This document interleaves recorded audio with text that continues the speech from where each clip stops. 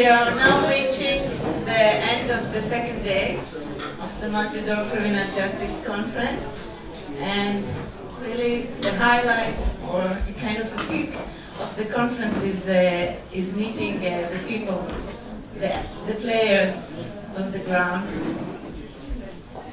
So this panel is titled Judicial Conflict Resolution Training for Judges, but it's actually about the real scene of criminal justice, meeting people that are from the field.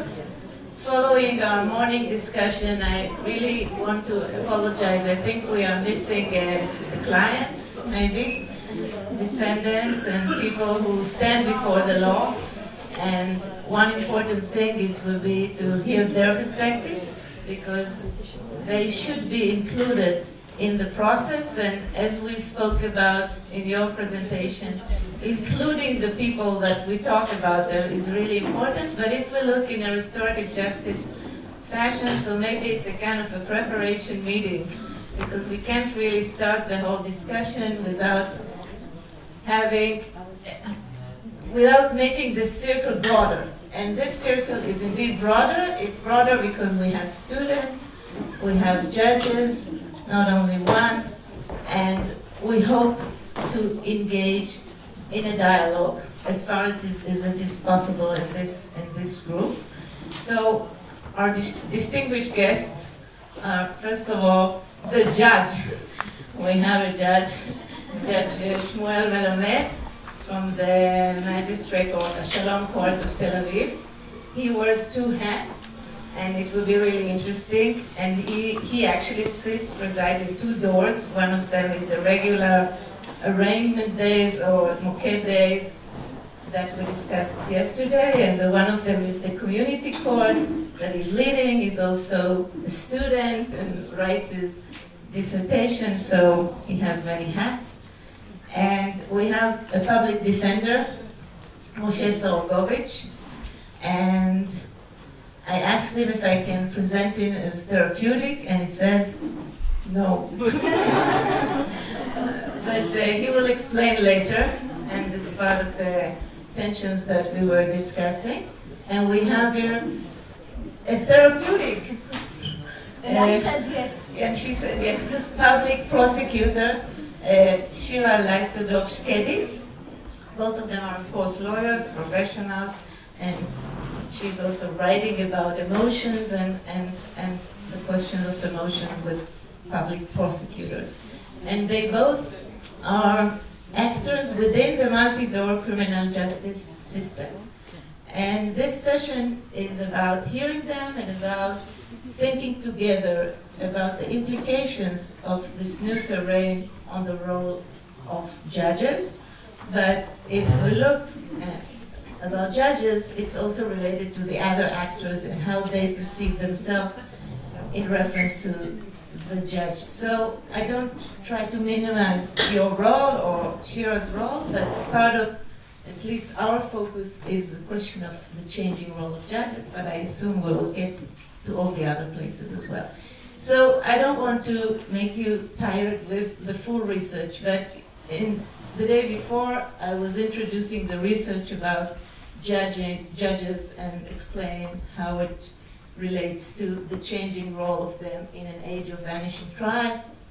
And today, I want to just show you a brief map of the research questions as they develop throughout the research track. We didn't stay with the 3 goals, we actually moved to many questions. And I would like to just point to a few questions that are at the background of the question that I gave to you before, and are related to this new role for judges, a new role for other players in an age of vanishing trial. So first of all, it's this tension between adjudication and mediation and conflict resolution. It's the question of really, what are we doing now in the court? Are we doing the regular adjudication and just adding to it some component? Or is it really a new form of kind of ADR, mediation? And so is mediation co-opted, and is it good, or is it bad? So how do you think about adjudication? Because part of our experience is that adjudication changes and it's becoming a mode of persuasion in some forms of what happens in the courts today. Another question that I'm sure you will relate to is the question, if we speak about judges, is between authority and conflict resolution. It's a kind of contradiction to think about conflict resolution and to suddenly bring authority in. But this is actually what happens in the problem-solving terrain, and it's very interesting to understand how you perceive yourself balancing the care with the authority, and why do we need authority suddenly in this era in which we started from restorative justice and suddenly we are with a judge and we have the same questions. We have the questions of should we have training for this? Should we regulate it? We think yes, but part of the question is should we? And what actually should be the new skills that judges have, including concrete examples that I hope you can give about practices that are used today in the courts and that are related to this new role. We have the question of lawyers. We have here lawyers. What do lawyers think about the new situation? Do they perceive it as against the clients or supporting? Is it a new area that they have to need now to engage with? And are they competent to be in this litigation scene? And finally, questions about relationship between civil law and criminal law. I know you're all here criminal lawyers, but we have here a civil judge, and we also, part of the things that are interesting for us is to think if there is a unique and significant difference.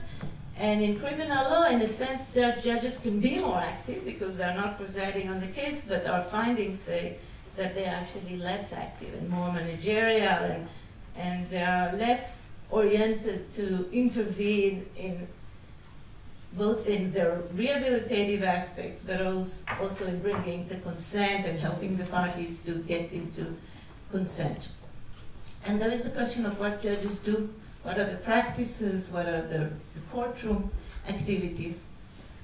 And the three Israeli doors that I think are relevant, that are these alternative doors, but actually one of them is the main door, is the arraignment day, the moked day, the hearing, this assembly line of cases in which 91.8% of the cases settle.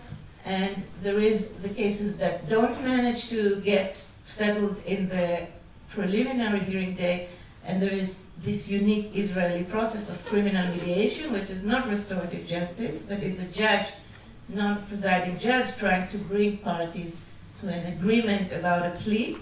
And I think that maybe the prosecutor and the defense attorney had experience with it, and maybe also, because I know for small cases maybe it's less common, but I guess everybody knows this door and what does it mean and what is the role of the judge there.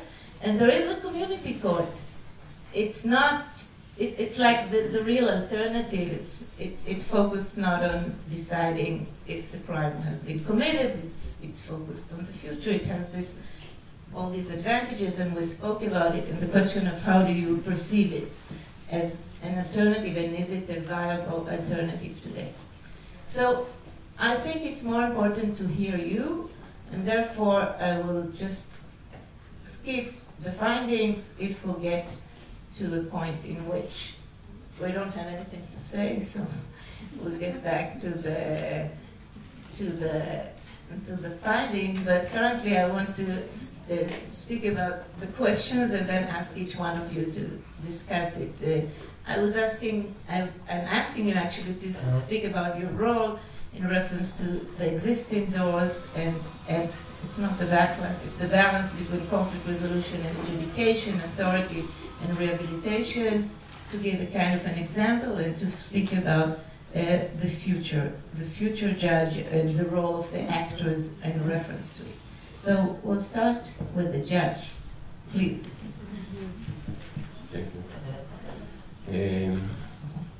When you present all this question, I thought in my head that I became a lawyer 25 years ago, 24 years ago, And if you were sleeping for these 25 years, and you come from the day when I became a lawyer and you go to the court now, you will see nothing is the same. You think, where I am, where did I get to? And it's all different because today court was changed. My thesis is about the changing the role of the actors in court, the judge, the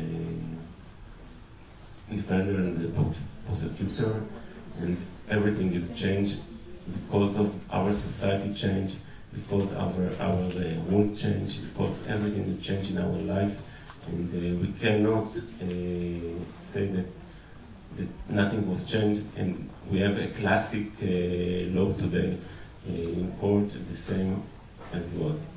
The change, the biggest change, I think, is the judges know today that they are not come only to make a decision and to finish the case.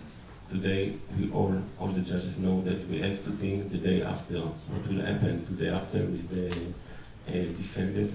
If the defendant is not get understanding that this is not the way of acting, and he will go on and doing things he doesn't have to do. It will cost him.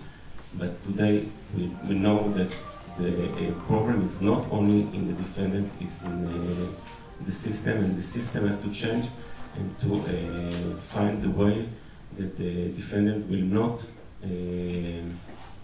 doing it what he did in the past, and it's called rehabilitation.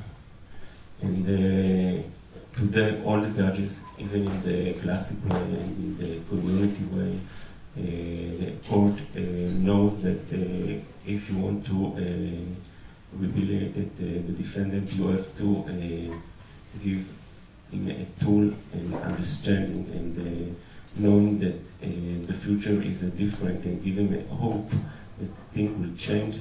And this thing, if you think 25 years ago, you think, okay, court not dealing with these things, court giving punishment, court have to hear the side and give a decision. Court is very clear. You don't have time. You have a lot of files. You have to end them, and it's very tough to make the judge starting thinking all what he can do about the rehabilitation of the defendant.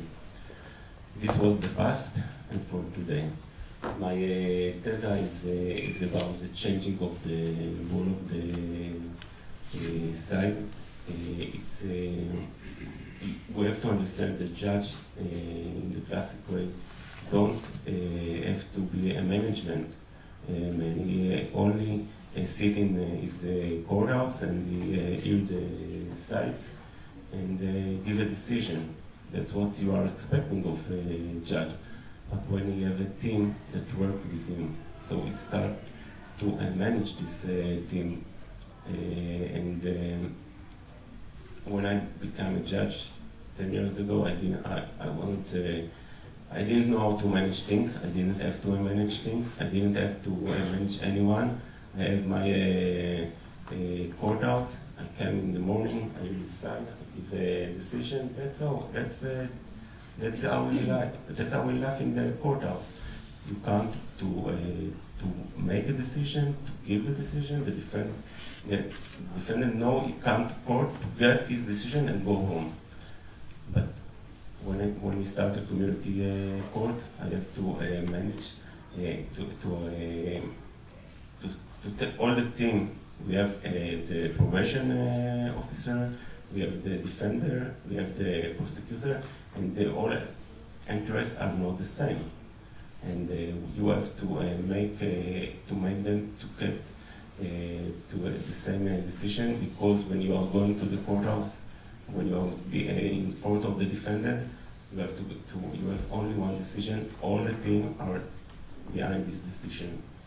And you have to understand that this was very difficult to my team in my courthouse to get used to it. All the side thing, step by step, was thinking how to manage, and we had a lot of meetings and a lot of days which we are try to expand and try to doing things together, to be a team and not to be side of side in this process. The other thing is facing the defendant face to face and talk to him. I'm not used to it. In my courthouse, I used the prosecutors there talking first. They say what they want, and after it, the attorney of the offender say what he wants, and that's it. The defendant can say only one word, and I can tell you. I always ask them, you want to say something? And they always give me the same answer. No, thank you, my attorney said everything.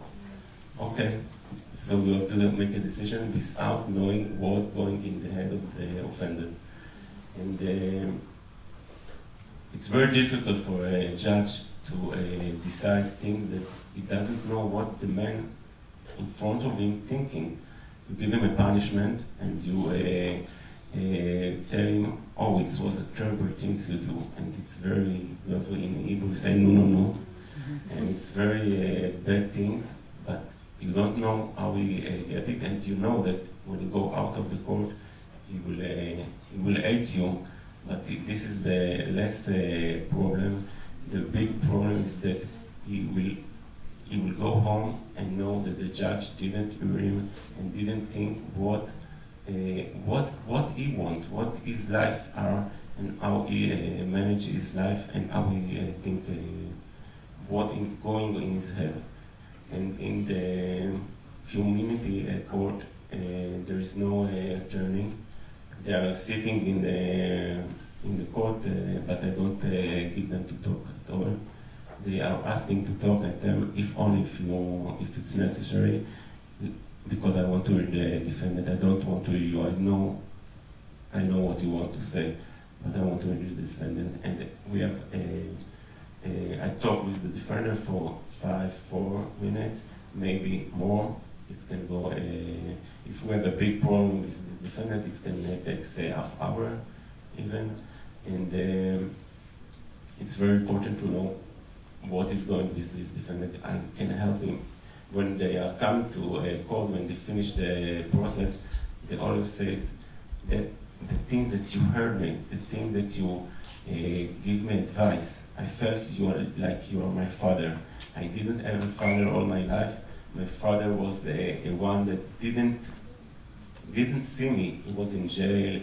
He wasn't there. My parents are divorced, and I feel that you hear me and you give me advices that was so good that make me stronger to go with this process. That's it, I think, for now. So, if I can, one more question about it. You speak about community court. When you go back to the Moked, do you manage to do the same?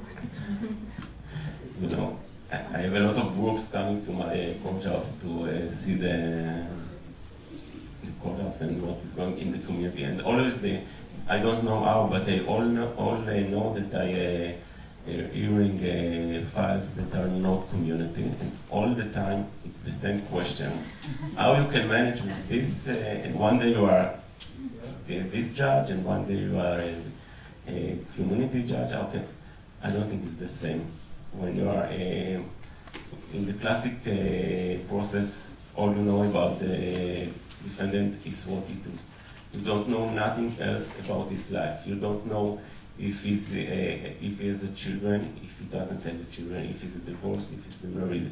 You don't know nothing. Is he have a problem, economic problem? He doesn't. You don't know nothing.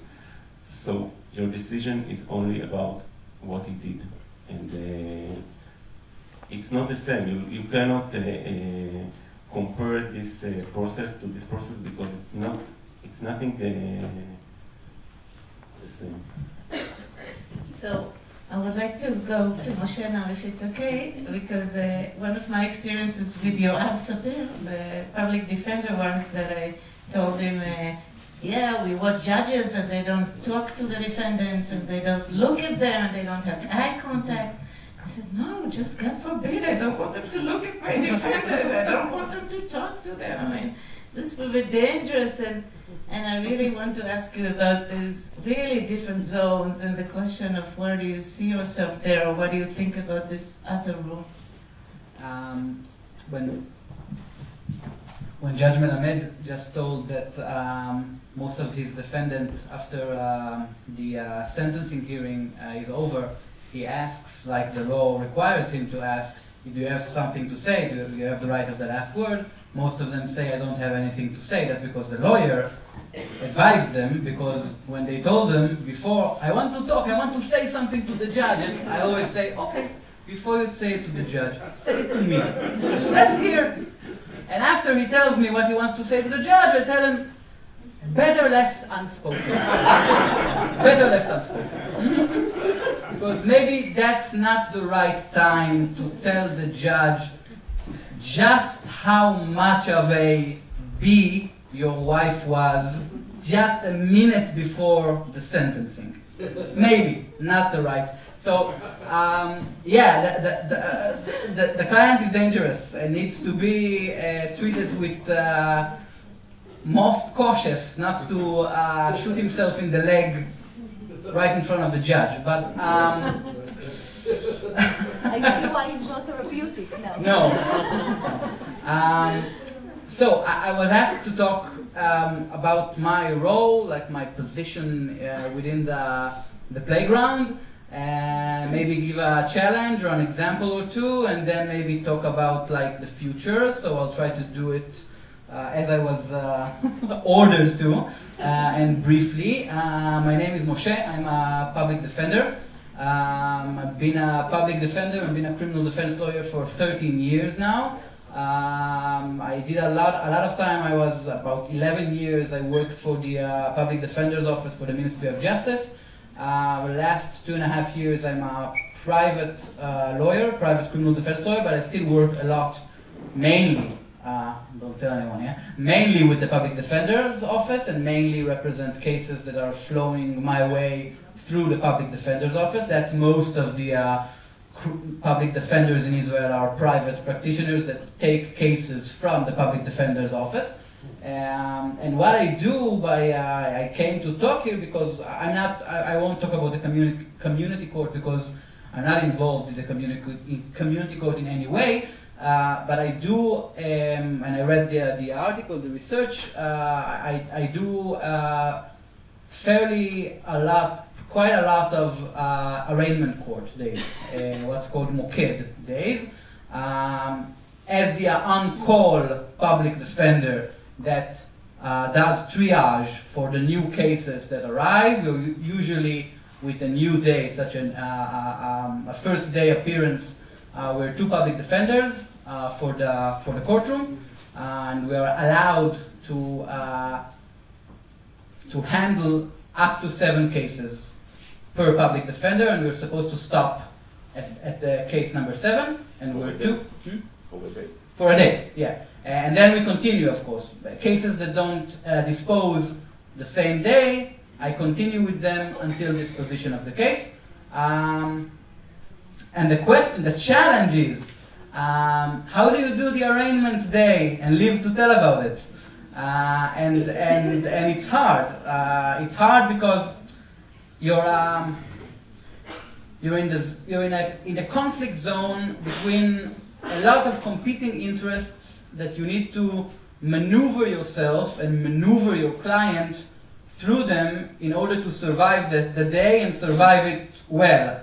I mean, well, with your license intact, with your position before the court intact, with your position before the chief prosecutor intact, with your face intact because of the client, and with your, of course, if you want, your license to practice law still with you. so you won't get disbarred for malpractice. And it's not at all easy. So first, and how do you do it? I think you need to have like a strong defense, meaning the defense lawyer, a strong defense backbone to know what you want to do with the case, and I always ask myself as a lawyer, in the end of the case, did I contribute something to this case? This guy that just went into court, okay? The fact that he had a lawyer, did this change his position before the court for better? In any case, in something? If I gave him what he could have received on his own without a lawyer, I didn't do my job. My position, the public defenders see my position as to advance, to enhance the right of the client. If the client can get the same result without me, doesn't need me. Doesn't need to pay a fee about $150 for the public defenders for the job I didn't do. So you need to navigate it. You need to navigate it through the prosecutor, who has his own guidelines, who is restricted in many ways. Like in Tel Aviv, if you steal a cell phone, the prosecutor has to argue for prison sentence. Doesn't matter that he doesn't get a prison sentence. Never. Unless there's a suspended sentence or a very heavy criminal record. But that's the guideline. You stole a cell phone, I argue for a prison sentence. Period. So, no easy disposition, suspended sentence and go home. I have a lawyer friend who calls it in Hebrew, t'nai ve'bai. You get a suspended sentence and you say bye-bye to the court. And you go, no easy disposition here. You need to handle the client. And sometimes the client, when they have a case, they don't want to try the case. And when they don't have a case, they want to try the case. Right? So I find myself telling clients... Alan brought clients. Yeah. You should have talked to me. I could have brought. When they have a case, they don't want to try the case many times. Like, if you want a story, then stories are always nice, right? I was the on-call public defender on a day, and I get a prisoner defendant who comes from prison. He's sitting in prison on another charge, and he comes from the south, from Beersheba. He's on the road for like 2 or 3 days now before he came to Tel Aviv because of the magic of the Israeli prison service, the worst tourist company in the world, right? It takes them 3 days to do a 2-hour drive. So he's on the road for 3 days. He comes, and he's got a drug charge, okay? And he's got one prior. The case he's sitting on, serving on. And the judge told me, okay, and I take the case, and I look at the case. I think illegal search, okay? Drug possession, the amount is not for self-use, it's above the self-use presumption, but not much. And I think illegal search. A case that goes to trial, according to my standards of representation. This case goes to trial. And I will talk to him. You tell them, you got yourself a case here. Let's go to trial. Are you crazy? What trial? You want me to live in the prisoner's wagon? You want me to, that's going to be my cell, I'm going to live there to conduct a trial now? And you plead a case for him because that's what he wants now and then later I get yelled at the public defender's office, why did you do that? Why did you do that? And I ask myself too, why did I do that? Why did I plead a case that needs to be tried? I wanted to help him, and I helped him. Yes, I helped him. He had a non-self-use drug charge. It was decreased to a self-use drug charge. I convinced the prosecutor to let him go with a suspended sentence, meaning he didn't have any more time added to his prison sentence. I convinced the prosecutor to let him go without a fine, because he's a prisoner, he's not going to pay anything, so it's just going to end another. So, yeah, I did something for him, but then my supervisor in the public defender's office tells me, and justly so, you could have acquitted him. So why did you plead a case? He wanted to finish so quickly? Let him finish on his own. Why does your handprint needs to be on this? And later, maybe after a couple of years, he'll wake up and say, who was that piece of public defender who plead my case when I had a case? And then you have the ones who want to try the case and they don't have a case, right? And you have to explain to them that, listen, 5 witnesses and you being videotaped with a cell phone doing the offense means a conviction. And then you need, but he doesn't want. He wants to try the case. It's a neighbor's dispute, right? Neighbor's dispute always goes to trial because they're all crazy. That's true. Then he wants to try the case. He wants 5 neighbors in court being cross-examined by your lawyer, by you, and you tear them apart. You tear them apart on the stand, those 5 bastards, and I don't care if I'm getting convicted, and I don't care if I need to sit. I need to serve prison time for it, because of course he has a record, and he wants to try the case. And then I have to, and I need to now stand before the judge that one of his positions is maybe not to have unsuitable cases for trial go to trial. That's his position, right? And I'm telling him what you're going to do with the case. That's what the judges always ask. That's what Justice Judge Melamed always asks. What are we going to do with this case? And I'm telling him, we're pleading not guilty, Your Honor. And he tells me why. And now what am I supposed to do, right? What am I supposed to do? Betray my client and tell them, because he's crazy, that's right.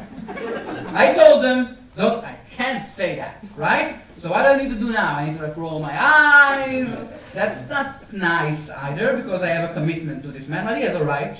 He has a right to have a trial, to have a full-fledged trial, if that's what he wants. I can't. I don't like to play that he's making me. So, okay, now the judge tells me I want to. You have to wink. You have to wink. I don't like to wink, because the wink subverts my trust with the client. Because if I wink, I save myself, I save my face before the judge. I hope most of the judges know that if I plead not guilty to a loser case, that's not because I think that there's some kind of magic in here, but because I'm forced, okay? I need to, and then, did you talk to your, like the quotes, I like the quotes in the research. Did you talk to the prosecutor? What am I going to tell the judge now? There's nothing to talk about. He won't plead to anything. So, you got this one. And then you have the ones you need to make the decision, right? And that's tough too, right? Because yesterday I had an acquittal in a case. A defendant was acquitted after a trial. It's like a miracle. It happens once every like Halley's Comet. Comes back every no. It happens. Okay, nothing. Does happen, and we do try cases, right? That you read this and you think that all we do all the time is we do just plea bargain. I try cases, okay? I try cases every week. I have court every week. I cross-examine witnesses at least every week, okay? So we're not just merchants in the marketplace that does deals all the time. But now you have that defendant from yesterday, right? The one that was acquitted. He was a Moked Day, was an arraignment court client who stood in front of me with his eyes opened and tell me what to do. I don't know what to do. I'm 45. I don't have a prior record. They're offering me a suspended sentence if I plead the case now. It's a case of he threatened his ex-wife in front of a social worker in a parent guidance council. They had a problem with their son, and they went before a parental guide, and he said a few things that he shouldn't have said. And he says to me, what should I do? And the case didn't feel right for a plea. And I told them we're pleading not guilty on this. We're taking this to trial. I think we can win this. And then I get before the judge, who tells me, let's have a look at the case now. Let's see if it's the right case to go to trial. Okay. And she looks at the case. I'm saying she because I wanted to know it wasn't just Judge Melamed. And she says, he looks at the case, and she says to me, really? You're going to trial with this case? And now the client's afraid now. And now he's afraid. He's afraid because I'm the public defender who met him, not today, I didn't plead not guilty the same day, but I met him like earlier court date, but he doesn't know me that well. I met him like twice. He's going to trial. He thinks in his head, maybe he's earning more money like that. That's why he wants to try. Now the judge says, no, that's the best case to go to trial. And he looks at me, and what are you doing? You're going to kill me. The judge says, and here you need to know what you're doing. And even look a judge in the eye and tell him, yeah, that case is going to trial. That's what I decided. Yeah, it happens. And it's tough sometimes because the client doesn't really trust you. You're a public defender, he didn't choose you, doesn't pay you any money, he doesn't know me, doesn't know that I have a stupid professional pride, he doesn't know anything about me. He thinks I want to sell him out and get on the next case.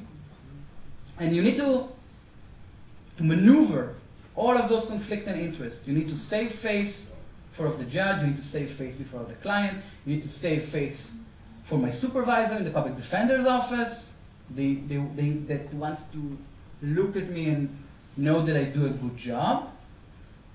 You have the clients who want something. Sometimes what they want is not what the case can give them. Sometimes what they want is not my legal advice. Sometimes they don't want legal advice.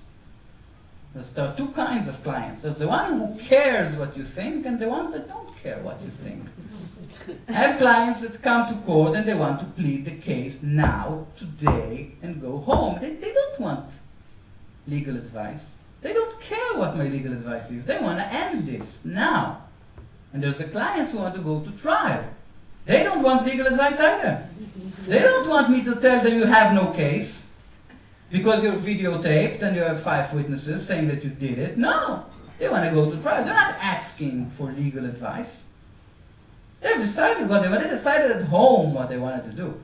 Before they met me, before I saw the discovery, before I told them that they were videotaped, decision was made. This case is going to trial. Those are those clients, and I'll tell you something. Sometimes it's easier for me with those clients. Before they've decided already. They don't need me. And it's on them, right? If they went to trial and because they took the wrong case to trial, the penalty is much harder, it's on them. The one that wants the advice, those are the tricky ones. The one that looks at me with the eyes and tells me, what are we going to do? You tell me what to do because I know what to do.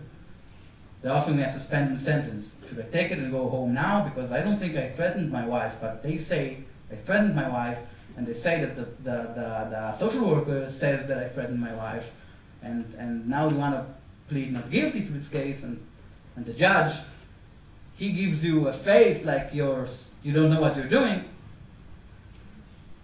I need to wrap it up. Yes. Yes. Yes. The answer is yes. Leave the future for the question. The answer is yes. So, what I'm saying, I'll tell you, I leave the future for the questions. I have like a perception of maybe what the future needs to look like, what I want to see more, what I want to see less. We'll have a round. To do a round? Okay. But as I said, nothing is ever easy. Nothing that's worthwhile is ever easy. So I think I'll end with that. Thank you. Moshe, you've just convinced me never to change my position. The state of Israel is a nice client. If you come to think about it. Doesn't have a family, doesn't have an ex-wife, yes. Doesn't have a cousin, and it's actually 2 in the morning. But we have problems. Don't worry. It's funny that, like Judge Melamed, I also wanted to begin by telling you that from an old experienced prosecutor like myself, point of view, being a prosecutor today is much different than it was maybe 20 years ago. Because 20 years ago, I actually used to conduct cases from the beginning till the end, to bring witnesses, to write legal summaries and all that stuff. We hardly do that today. The vanishing trial is something that we feel every day in our professional life. I can give you some data that maybe 80% of the cases end up in plea bargains. And like Michal said in her research, we know that once a file goes into the tunnel of mediation or into the tunnel of Moked days, it will most probably end in a plea bargain, in a month or 2 or 3, but it will end. And we as a prosecution have to calculate this if we want to go to this tunnel, because it will most probably end. Actually, my first plea bargain was a total failure. It was almost 20 years ago. I remember that I was so much of a prosecutor that I failed to present the compromise to court. It was about a salesman that a pregnant woman came into his store, and he helped her try a blouse on, and while helping her, he touched her breast. And we had a plea bargain of 6-month community service. And when I came to court, I forgot that it's a plea bargain. I stayed a very conservative prosecutor, and I said, Your Honor, this is very, very severe. Can you imagine what goes into a pregnant woman's mind when she trusts the salesman and he touches her breast? And he said, You're absolutely right. You have convinced me. He's going to jail, and he's going to jail now for 10 months. And everybody in the court hated me. The defense lawyer hated me. The prosecution hated me. Everybody hated me. And this was my lesson, that I cannot stay conservative when I have to see the whole picture and to present the whole picture. Actually, I'm also a researcher of emotions in everyday in prosecutors' lives under the supervision of Taligal at the University of Haifa.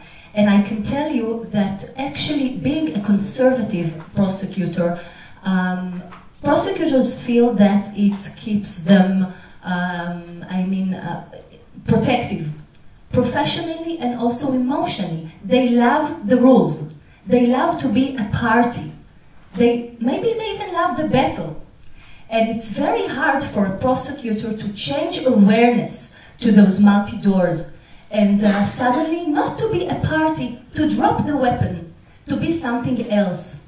And it even raises many basic questions about prosecutors' role, like, for example, can a prosecutor act like a peddler in the market while negotiating a plea bargain? Can I give a very high offer? I'm a prosecutor, I'm not just a lawyer. And a lawyer also maybe cannot be a peddler in the market. Can I be the one that blinks first? It's like a date. Can I call the man? Can I call the other side first? Because 20 years ago, if I would call the defense lawyer, they would tell me, are you crazy? Don't you know that the prosecutor's offer is the indictment itself? We never offer anything. You want to offer? You can call me.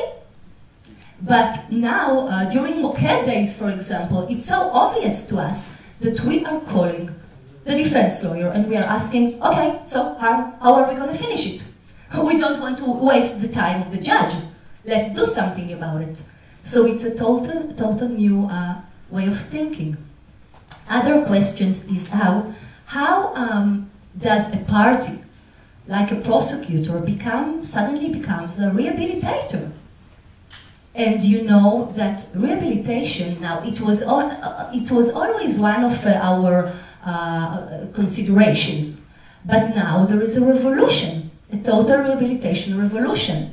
How do I come to a community court? A friend of mine, which is a prosecutor in a community court, just told me that it's like playing musical chairs. It's like sitting in the chair of her friend and being the defense lawyer for a minute and saying, let's give him another chance. And maybe the defense lawyer will also sit in another chair and say, let's be tough with him. Because we are here together in this community court. We are not parties anymore. Other questions that are raised are,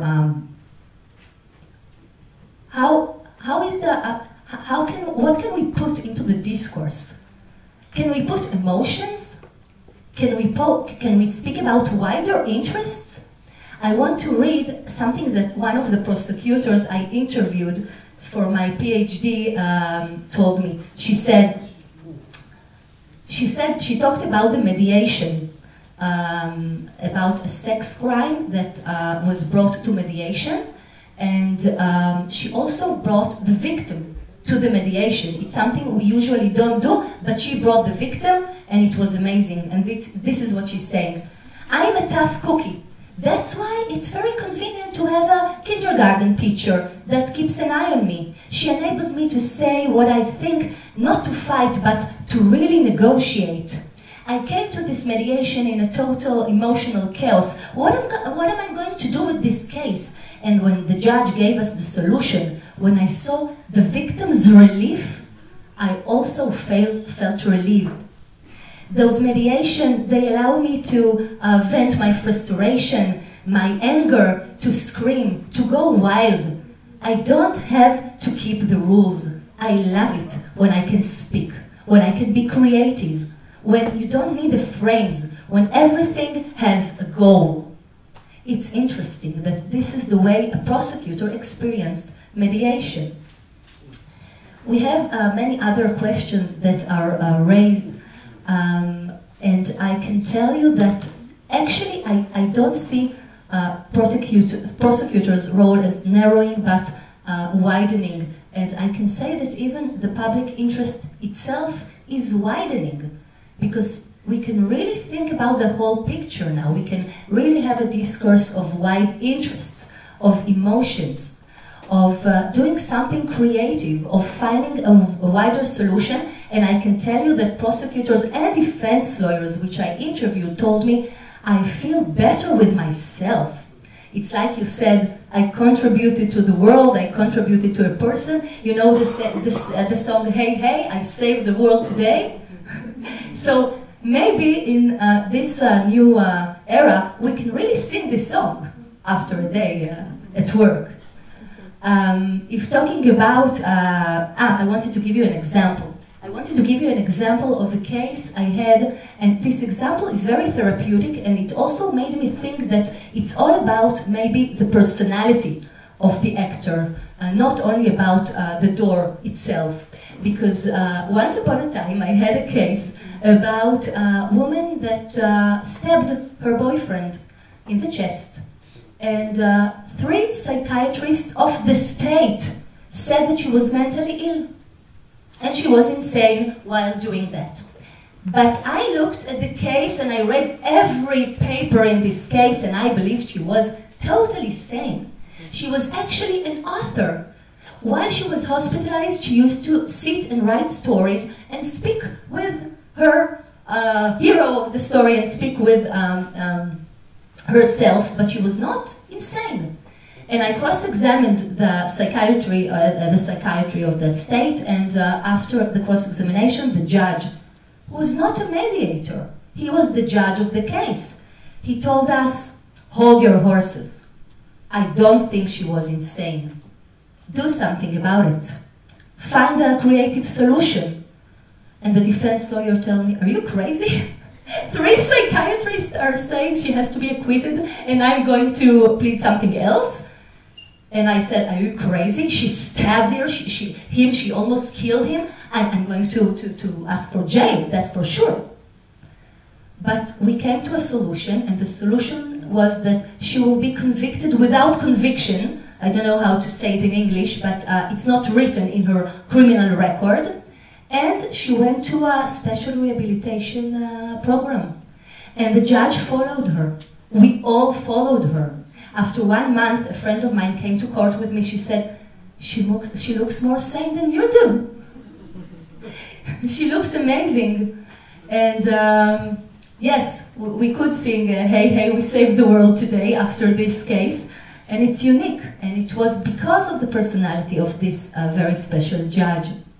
Now, if talking about the future and some practical aspects, we do incorporate training sessions about negotiation, about rehabilitation, even about therapeutic jurisprudence, because we're talking about new worlds that prosecutors are not familiar with.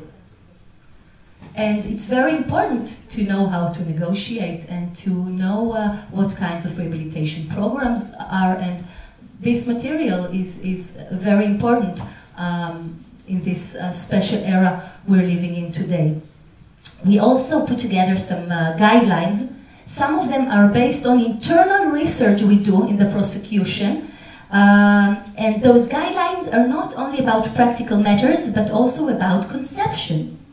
Because a prosecutor has to know what is expected from him to be when he's going to court.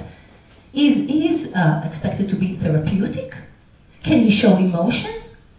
He has no rules to defend him anymore. Everything is more open than it used to be. And for prosecutors, it's hard to be very open. So I just wanted to end by saying that it's not just about adjusting, but it's about leveraging this new situation to be a better prosecution on the behalf of all stakeholders. I hope we will do that. Okay. Have the audience also ask questions. Please.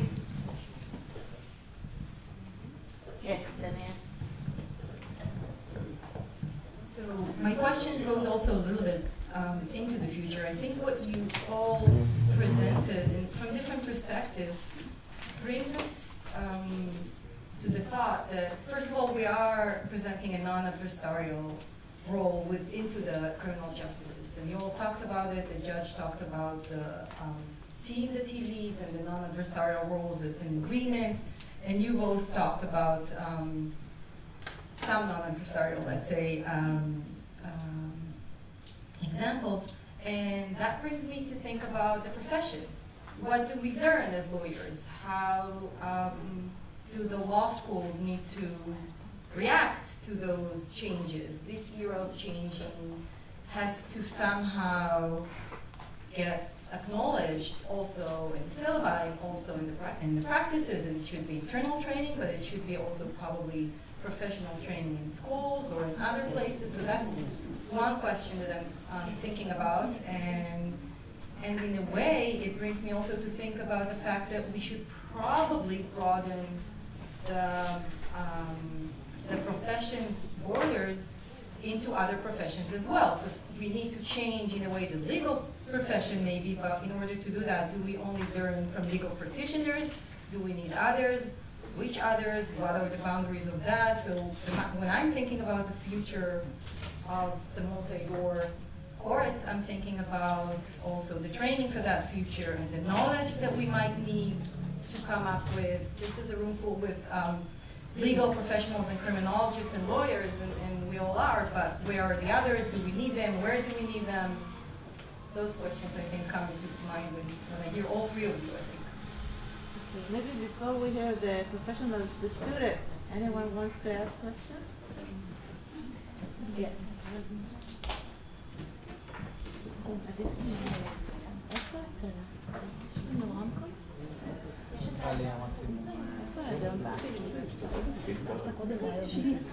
So my question is maybe to Shira.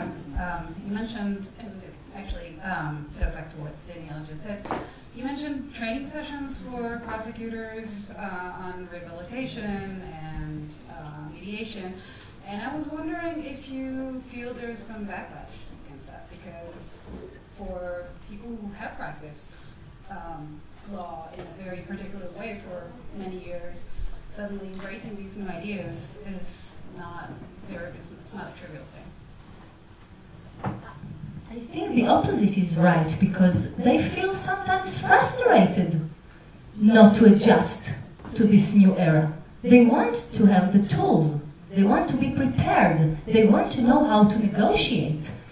And maybe they will not admit it, but I can assure you that we didn't learn how to negotiate. I feel that I cannot negotiate, not even in the supermarket. So how can I negotiate a case? I know how to hear a witness, I do it very good. I know how to write summaries, I don't know how to negotiate. And what do I know about rehabilitation? It's true that I'm a little bit of a frustrated psychologist. It's true, but I'm not a psychologist. I know nothing about it.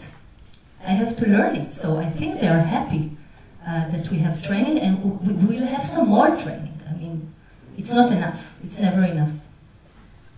I think also one thing that emerges is ethics. I mean, there is an ethics both for judges, both for lawyers, for public defenders, and it's all about tensions that were not really part of their training, meaning your question about the client. I think it's a basic, it's an ethical dilemma, and you should study it. More questions? Maybe we'll collect. So maybe one question to Judge Melamed. You actually, thank you. You're functioning both as a arraignment hearing judge and as a community court judge, and I'm just wondering, to what extent do you feel that you import, some of the therapeutic toolkits that you use in the community court and implemented in the arraignment hearing court? No. Not at all? I think after the report of Judge Dorner, we are in a new age today, because things was changed from after the report. I don't know if everyone knows about this report, but this report said that we have to go, arrest is not the answer, and we have to go to rehabilitation. This is in big, I think, what the report is said. And I think that the community court is, of course, is a rehabilitation court, and we have a lot of tools there. We have a lot of adage for this rehabilitation, and we can change life of people. And little by step, it will go to the other process. I think so. I think we don't learn now, but it will go there. It must happen, because we understand now, and the judges know today, that arrest is not the answer to everyone, and we have to change it. And this is the possibility. Of course, it's not. We don't have budget in the classic, in the Mukhe days, and we are doing the cases, but lots of cases goes to the probation service, and we get a review about the offenders, and it goes there. I think. I don't know if it's only the start now in Israel. In Tel Aviv, we are only 2 years. It's very only the start. Yes. Thank you. I've got two questions. The first one is to you. You were saying that when you're in community court, you know a lot about the accused, and you don't know about when you receive them in the Mukhe day. And I want to know if you knew more about the accused during the Mukhe day, it would be different. I'll give you this example because in the inquisitorial system, they are part of the debate during part of the hearing, or you discuss the personality of the accused. Is a part, you've got 3 parts, and 1 part is just on it. And I wanted to know then if it will have make the trial different. This is the first question. The second question is for all of you. It's about the victim's position during the trial. What I saw then today is not allowed, the victim is not allowed in Judicial, in the criminal mediation. The Moked, she's almost never there. And also in the community courts, what we understand this morning, it's not really, it's no rehabilitation project for the victims. Then you think what's going to be the future if, with these victims? Thank you. Maybe we'll hear a few more questions. And that's also what I'd ask. Thank you for fascinating talks. So I have a very general question to each one of you. What is your ideal, I guess, procedure, ideal judging, ideal scenario, what you were describing, that the defendant has to travel for 2 days from Beersheba to Tel Aviv? And for you, Shiran, what is your ideal, like how would you see the ideal system? So for each one of you. Okay, maybe we'll take a few more and then we'll answer.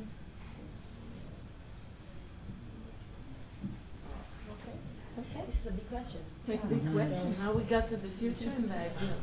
Yes. I don't know how to answer this question because it depends a lot of all. I tell you what but because I don't know how to answer because it's not the ideal way to deal with the court in court is to hear 5, 6 files a day. But in my court, I hear every day 70 files, and when you have to hear one by one, you don't have the time to hear the person and to know what is you said you want to know what is going on in his life. We don't have the time for this because the court is a lot of people sitting and they are waiting, and after it's passing 1 hour, and 3 hours, and 4 hours, and 5 hours that he wait, he doesn't want to tell you nothing. 5 hours sitting in your court, and it's nothing. It's going nowhere. So I don't know. This day I don't know. There is no. I don't think about the idea. I think only how to finish my day, and you have to think about practice things because it's very good to talk about ideal and other things, but what is in court, the reality is other things. I think that even in the community there, I have 30 cases a day. It's a lot. You have to think. If you have to talk, yes. And this is the boutique. This is the boutique and the high end. It's very easy date for me that I run it there. And I think that rehabilitation will go to the other places. That this is the future. We don't have nothing else to do. We have a lot of files. We are trying to do the best. And you have to understand that today a lot of files don't end in the same day. I don't like it. I want people to think. The defendant come to the court. You have to think about what he's saying. It's not a. This is not a game that you're say that you do it and we'll finish it. No, I don't want this. I don't like this process. I think it's bad. It's bad for the state, it's bad for the defender, it's bad for the judge and the people going out of court thinking what this judge want, only to finish my case. And it's bad for the system. I don't think that this is the future. The future. The future. Flying cars and moon colony. I would like to see much, it's like it's going to hurt my livelihood, right? But I would like to see much less criminal cases in court. I'm handling, the judge is handling, we're handling cases that don't need to be in court, okay? A 55-year-old woman who stole a chipser from the back of a motorized car doesn't need to get an information and come to court as a defendant, even if she broke the law. I always feel like the hand on the trigger of the indictment or the information in Israel is so easy. I always laugh and say, if someone would ever make the mistake of making me Attorney General, Judge Melamed will not sit in 70 cases a day. He will sit in 20 cases a day, because about 50 of the 70 cases are not worth the judge's time. And that's the truth. There are a lot better, cheaper. We're talking about making the court more therapeutic, more rehabilitating. Don't get them in court to begin with. Rehabilitate them in the welfare, not in the court.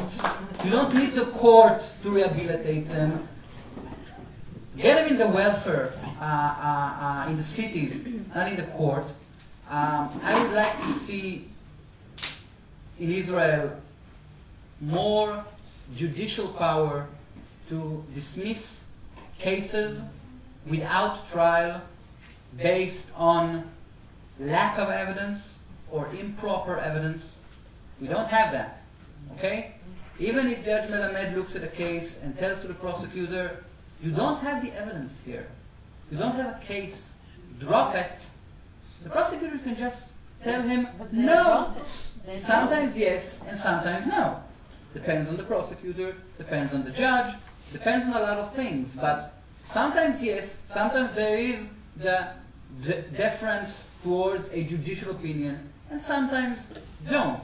I would like to see maybe in Israel the power, the judicial power, to dismiss a case if a judge thinks the evidence are insufficient, similar to a United States preliminary hearing, a real preliminary hearing, not like we have here. And I would like to see a more developed dismissal of cases due to lack of decency and legal fairness, what we call defense from justice. I would like to see it broadened to include personal circumstances of defendants, the personal circumstances of the defendant in regard to the offense, not just misconduct by the state, by the prosecution, by the police, not just arbitrary enforcement or discriminative enforcement, just a judge's feeling that this, I'll give you an example and then I'll say no. I had I still have a defendant, mentally ill defendant, who took a brick and broke the car window of the local drug dealer in his neighborhood. And the drug dealer did what drug dealers do when you mess with their car,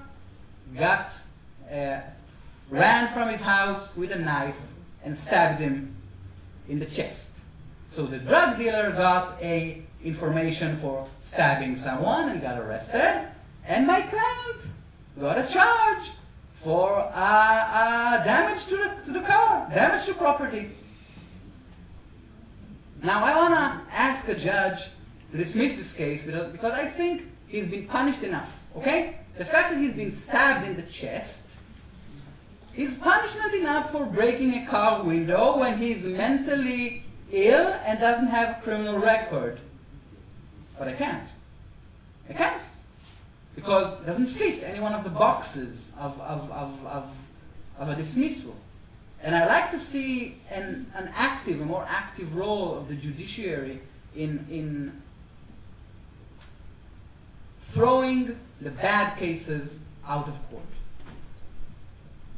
Does that prosecutor think deferred prosecution is... Right. That's what I want to know. Why did the prosecutor bring the case? Yes. Why not? Why did the prosecutor bring it? It wasn't me. It wasn't you. Yeah. Why? I'm not guilty. Because you committed an offense, right? Taking a...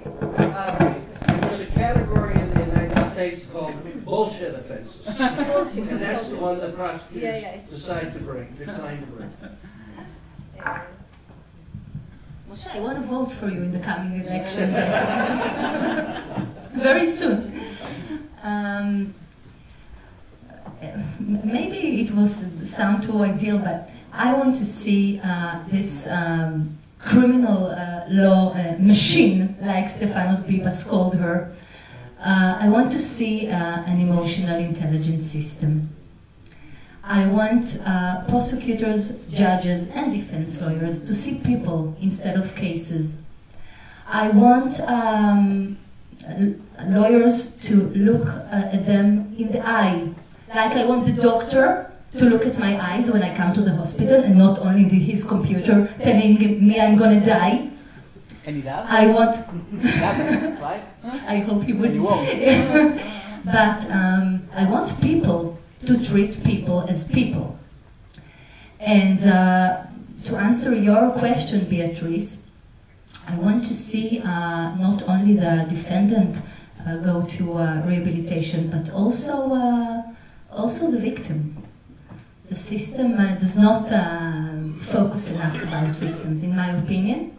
I can tell you, to answer your questions, that victims, according to the law, are not a part of mediation, because a mediation is something that you consent to go with the defendant, and it's without, and a victim is not a party in this. But sometimes we do that.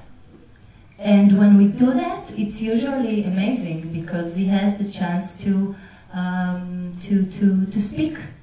speak in a real legal procedure, not only to speak with the prosecutor in his office, but to speak to the judge, not as a witness, as a person. And I think it's rather amazing. Do you have advice for, like we have some of the best brains in the world in criminal justice, maybe they can give some advice to our system? Andrea. Thanks.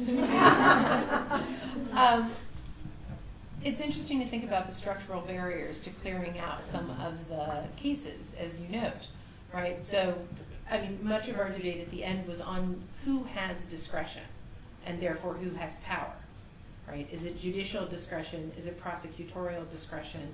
How are they choosing to use that power, really? And in the United States, there's been a shift toward prosecutors, and arguably an abuse of discretion when we talk mass incarceration. So it's an interesting debate here in terms of, do we want that, should it be on the prosecutor to dismiss the bullshit cases? Should it be the judge to have that structural ability to do so? I think, well, that's an interesting debate for you all to think about. And again, as you divert more and more into other processes, it goes back to some of our concerns with equality and fairness, and who gets the benefit of the community court, of the diversions of, you know, is it only the lovely 55-year-old woman who steals, what did she steal? A chipser, machine that fries chips, like the McDonald's. I'm sorry, like a French fry? She broke into a car to steal a French fry maker? She didn't break into a car, it was a motorized car, it was open, she just took it from the back of the motorized car. I think this is the punishment. This is crazy. Yeah. Okay. So, but if we would dismiss that case, and I hope we would on bizarreness alone. No, but like that. You know, would you dismiss it for the 17-year-old who steals, you know, a skateboard out of the back of a car and say, you know, you're 17, what are you doing? And knock it off. Right, and so that's the part of the discretion, is that the judge, is that the prosecutor, to get rid of that as well. So I don't know that this is advice to you, it's more sort of information sharing, but you know, so many of us here study, people like you. I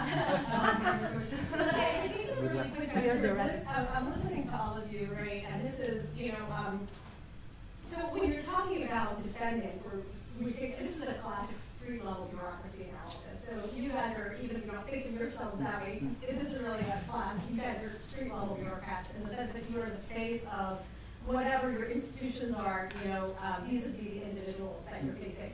And so, one of the insights about that is defendants are often powerless, right? Even more powerless. They need you, they need all of you.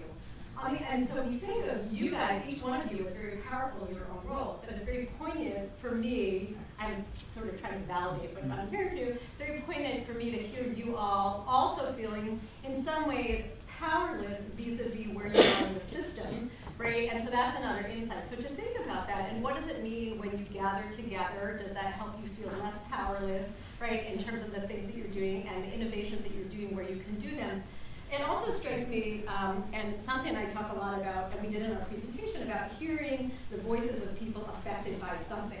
And so one of the things that I think sometimes hamstrings judges or prosecutors or public defenders is they have roles in the system that often do not allow them to share with policymakers what they have learned in the aggregate. Right? If we count how many cases you've had, you're 70 a day or 50 a day over time, cumulatively, you all have a lot of information about what is going on in the system in a very real way that sometimes people making the policies don't. However, you might be not allowed to share that information publicly. So I think some of the mechanisms, to the extent that research can allow you to have a voice, even if it has to be anonymously or confidentiality, that might be helpful. Or thinking about ways that you can have input into the system in ways that you might be allowed to, so you can take your cumulative knowledge to, in addition to the individual things that you're trying to do that are very important, but in addition to that, to inform sort of more systemic changes and say, this is not sustainable, think about this when you're making policy. So, first of all, thank you. I'm going to just throw a skeptical question at you. So I think all of you, but in particular the two sides, the prosecutor and the defense, have shown a lot of professionalism in how you speak and talk and negotiate with each other, and how you truly represent clients. But one of the questions we have, even for those of us who've been all for, oh my, that's my cue rattle. One of the questions we have, one of the worries I have for these kind of diversionary courts is the coziness. And so I wanted to ask a question about representation and a different sort of representation of your clients. You spoke so elegantly about how your clients do you, and I just wonder if you ever worry about the client who sees the two of them. They know each other, they speak, they convince over my case. Yeah. And, where are your clients from? Where we all act as though we're in such deep disagreement, but then we all go to dinner together. We all know each other. We all have the same law schools. And I wonder if you think systematically these kind of diversionary cases build agency problems where the prosecutor and the defense counsel lose touch with their client and are pricing things out between the two of them. The problem is a real problem. It's not just in the deferred or the therapeutic courts. It's in the courtroom community, in every courtroom community, right? I know the prosecutor, and I know him every day, right? And the judge knows me, and I know the judge, and of course the client's gonna think, hey, why the hell is this guy gonna fight for me when I'm not from his milieu, right? I'm not from his part of town. I try all the time not to definitely not in front of defendants, right? To be too friendly with prosecutors, right? I don't share high fives or don't talk about the kids in the kindergarten and that, because I know it's a problem. It gets more severe with the courts that have I think, right, from my representing, not in the community court, but representing youth, representing juveniles. With courts that have an agenda, a rehabilitative agenda, right? And now all of us needs to come together and further this agenda. But maybe the defendant doesn't want the agenda, or maybe it doesn't fit the agenda, or maybe, listen, rehabilitation is hard, okay? We always talk about rehabilitation like it's some kind of cakewalk, right? Like a walk in the park, but it's not. A lot of time, rehabilitation is much more infringing upon the rights of the defendant than a sentence. I always say, if you can get a suspended sentence and go home, why do the obstacle tour of I don't know if you know this, but like the guideline of the public defender is don't send people to the community court unless they're in real danger of imprisonment. Don't send them to the obstacle course because it's an obstacle course. They can fail the obstacle course and then they need to pay the price of failing the obstacle course. And then, and of course, a lot of defendants when I sometimes think they need to go to the community court, give them a short explanation of what it means, and they say, whoa, I'm barely alive. I'm barely making ends meet. You want me to come like twice a day, every 2 weeks to court and to see a probation officer? Like, are you crazy? When am I going to work? It's like, who's going to pay the bills? So rehabilitation is nice. It's always nice, right? Better to be rehabilitated without the sword of the court and the sentence above your neck, okay? And if you don't need to get rehabilitated with the sword around your neck, better not go there, because I always say, if you wanna go to a community, to a drug rehabilitation community, go. Why go to a drug rehabilitation community when you know that when you don't want to be in a drug rehabilitation community, you're going to the lockup because you're here under a substitute to an arrest warrant. So, like sending a lot of lawyers do it, like sending someone to a probation officer for a pre-sentence report. A lot of lawyers do it like an automatic. Okay, confess, plead, pre-sentence report, I think 20 times before I do it. 20 times. Do I want to send them up that road? And what's the outcome going to be? How's that pre-sentence report going to look like with him, right? How is he going to pass the social worker? Does he look social worker friendly, or does he look social worker unfriendly? Because if he looks social worker unfriendly, better not put him in front of a social worker who says that he's a hardcore delinquent and needs to be sentenced severely to understand the severity of his crime. Sometimes we see recommendations like this, right? And then I tell to my friends, why did you send him? What?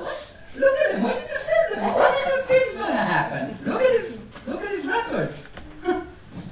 So, like I'm saying, I'm all through therapeutic and everything's okay and do it for the right defendants that need it, that really need it. Don't be, I'll say it like gently. Well, don't be. You're rehabilitating them with a sword on their neck, okay? I always say to people, listen, you're still, like, it's still an adversarial system. We need to know this. I'm always telling my clients, maybe I shouldn't be divulging this now, but I always saying to my client, listen, the probation officer, okay, is not your private psychologist, okay? Think very hard about what you're going to tell him and what you're going to not tell him, okay? Because there's no confidentiality here. Everything goes to the judge, okay? You want to pour your guts on the table, pay 300 shekels and go to a private psychologist. Here, this is everything goes to the judge. And what life and death is on the tip of your tongue, and you don't have it biad lashon. This is what I say to people before I send them to any kind of person who writes an opinion about them that goes to court. Because people think that the probation officer is a private psychologist. Let's talk. Let's talk.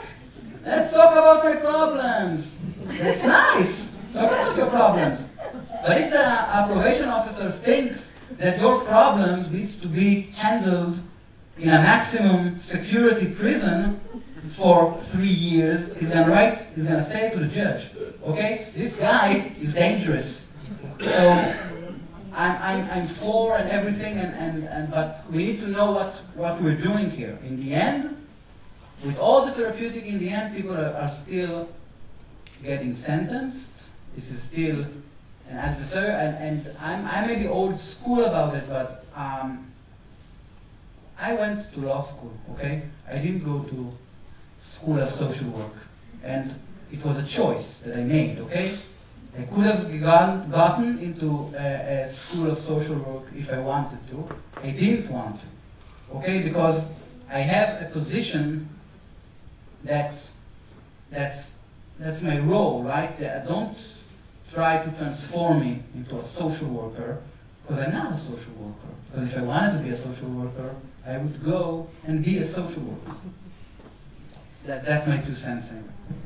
Okay, so I think you can say that we didn't bring a few voices and a different narrative and checks and balances, and I can say my really strongest impression is the integrity of each one of you, with your narratives and with the complexity and with the fact that you have this role, that each one of these roles can be stereotyped as being maybe violent or very too competitive or maybe authoritative, and you all got this really humane, we call it mensch, like you're all persons in this position. It's really impressive to think how complex it to navigate this multi-door and this kind of tension between rehabilitation and lawyering, and I really appreciate your participation. I thank the audience, and I thank everybody for this wonderful panel.